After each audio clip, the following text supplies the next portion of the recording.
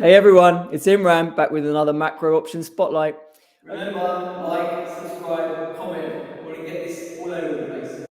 Okay, so last week we had a pretty strong week in US equities, led by NASDAQ. We had better Tesla earnings.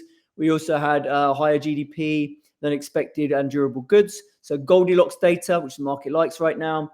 And we blasted through that 4,000 level on the S&P, which was kind of acting like a little bit of a resistance, and we broke out, and NASDAQ really led the charge. Now we have had weaker Chinese stocks overnight. They're back from Lunar New Year.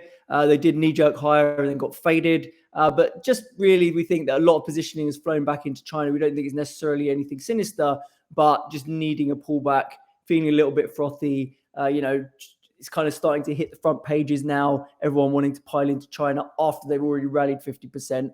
So I wouldn't be surprised to get a bit of consolidation there. And that's kind of what I think we're seeing. But we did see a hot Spanish CPI, which wasn't taken particularly well by European markets either. So we think risk assets are a bit nervous this week. Quite a lot of catalysts, FOMC, non-farm payrolls, bunch of tech earnings still. So investors a little bit on edge, I would say, after the kind of vol sell-off that we saw last week. It's now having a bit of a bounce.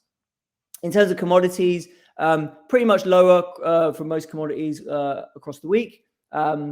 Worst hit was kind of oil in vol-adjusted terms. Tried a little breakout, failed, and then pulled back. But uranium shining. That was bucking the trend up 4% on the week, as that looks like it's having a little mini breakout here. We'll see if it's got legs, but certainly has come out of the gates looking quite strong.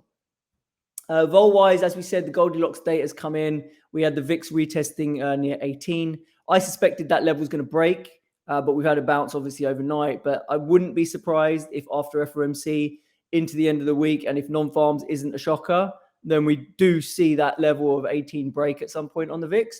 That's still my favored call for Q1. But then later on in the year, I do think we get the bear coming back, and all kinds of hell can break loose. Right. In terms of commodity vols, they were also smashed lower last week, except for copper, which actually managed to hold in there despite realized falling off an absolute cliff.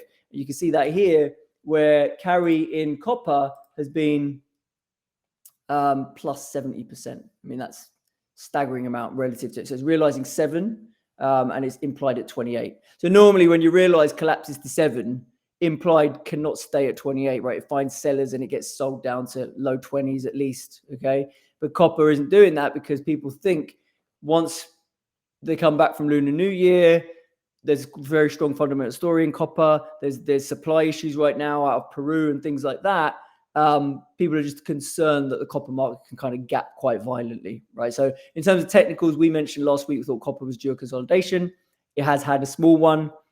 We do think there's quite a lot of fundamental support down at the $4 sort of level, but that's where I think we're headed. But I think in general, the vol market's quite concerned of what the tails look like in copper, and therefore they're not really willing to sell it, even when it goes range bound for a little while. And we saw that last year as well. A lot of the time, positive carry last year in copper when it was going range bound, and it looked very attractive to sell gamma because they just wouldn't let the implieds fall as much as you think they normally would. Okay, if we move on, clearly a massive week, as we said this week. We've got corporate earnings continuing. Apple, Amazon, Alphabet all reporting on Thursday. We've also got Meta. I always call it Facebook still, but Meta on Wednesday. So that's so far though. Earnings misses have not been met with particularly bad stock price reactions. Right. So far in this earnings season, whilst we have had misses, more misses than normal, stocks have traded quite well after that, right, relative to the S&P. So we're not getting punishment really from missing earnings. People are trying to look past the fact that earnings are missing, look to the future, and they're either looking at the idea that the Fed's going to turn and everything's going to be great again, or all these job cuts that people are making are going to basically restore some margins and things like that, and the stocks are being relatively rewarded. And if you look at the tech space in particular, earnings revisions have actually started to tick higher again, and that kind of is supporting some of that NASDAQ strength that we talked about. Of earnings, the calendar is also full of macro this week. We've got FOMC obviously on Wednesday.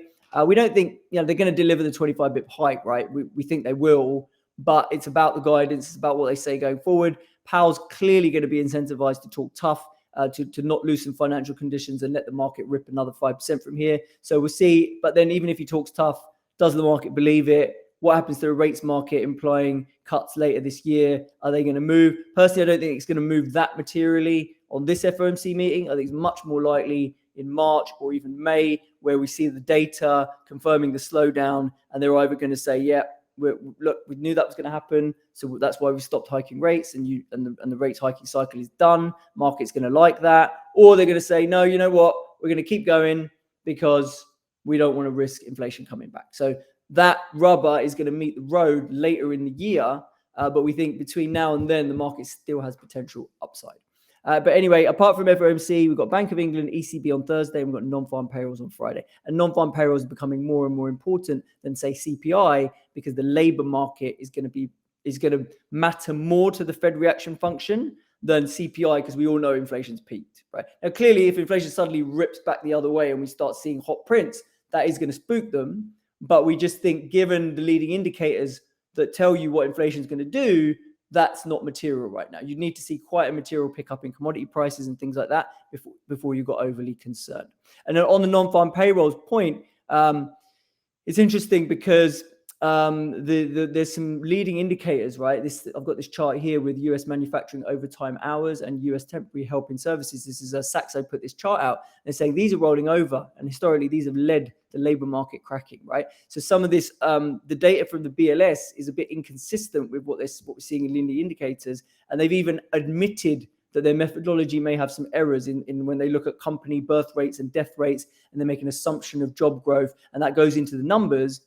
A lot of smart people like Macro Alf and Andreas over there at the macro trading floor are kind of calling bullshit on that data. And a lot of people have been saying, right, the household survey has been materially different. So there's a lot of things that suggest that this data that they hinge their view of the labor market on is very flawed, right? And if they wake up and realize that and change the methodology, which I don't know if they will or not, there could be a big reaction in markets at some point. Okay. Anyway, so obviously markets are a bit nervous. So we're looking at our kind of cross-asset dashboards and stuff. What did we notice this week? So obviously Strategy Compass on equities took everything into kind of buy puts territory, as spot got a bit back towards overbought and vols have been quite low. So you see a collection of buy puts all over here, except for India, which is already kind of falling out of bed a bit on these Adani Group rumors. So anyway, just kind of looking at the relative moves, FXI since the start of the year, FXI is up 17%. That's before today's move, which is down a decent few percent. Nasdaq up 12, Russell up 9, S&P up 6.5. So here, if you were in the market for put options, because you wanted to see, you saw this as an opportune moment to get some protection on, and you'd participated in some of this up move in markets. It's not a bad time, right? Given that the FOMC risk is out there and they might talk tough and the market might need to pull back a bit. So I just kind of looked here at some 20 delta puts in the 1 month. Remember, our strategy compass is using 1 month volatility to decide if vol is cheap or expensive. Now the weekly volatility is already going to factor in FOMC this week, so that won't look as cheap. But if you go a bit further out past to 1 month, then that obviously captures a bit more potential for movement. If we were start to see the more deteriorating data, etc. So I just wanted to screen and see how these puts stacked up. And the reason I've looked at delta space is it allows me to compare apples with apples, right? If I look at a 95% put across all these different indices and compare them, whilst yes, it's a 5% out of the money put, the way options are priced is they are priced off the forward. And therefore, a 95% put on one index might not mean the same thing as a 95% put on another index. So if we make it delta, if we make them all the same delta, 20 delta, we can actually compare the cost to get a sense of relative cheapness or expensiveness. So S&P 1 month puts us 69 or 70 bips, let's say.